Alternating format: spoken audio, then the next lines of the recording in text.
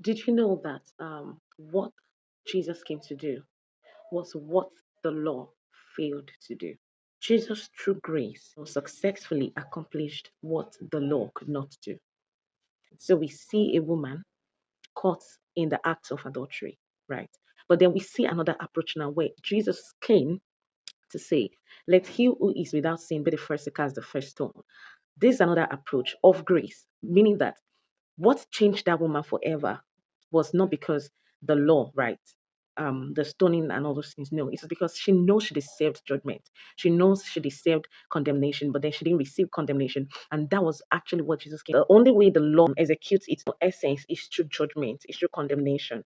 But then Jesus came because he knows that you could stone hearts dead, but then that approach would not change people's hearts to God. If you think about it, they were all the same objective, which is actually to stop, people from doing the bad things and start doing the good things, following God's way and all that. But the law actually failed to accomplish that. I mean, look around you. People keep failing at what they've promised themselves they're not going to keep doing. They're going to stop doing. They'll start, being right with God and all those. You could be, pious and all that and having a right standing with people, but then your heart is not right with God.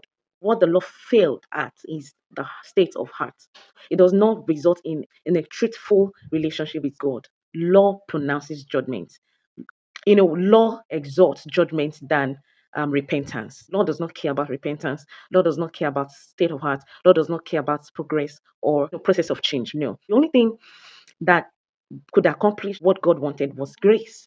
And we could see that that was actually what Jesus did when he told the woman, go and sin no more, because the woman knew that she was already condemned or judged already. You didn't have to tell her she was a sinner. She knew she was a sinner. You didn't have to tell her. And that's what we do these days. We're telling people they are a sinner. They know they're a sinner. That is not going to change them. We're telling them they're going to go to hell. That is not going to change them. What would change them is a message of grace.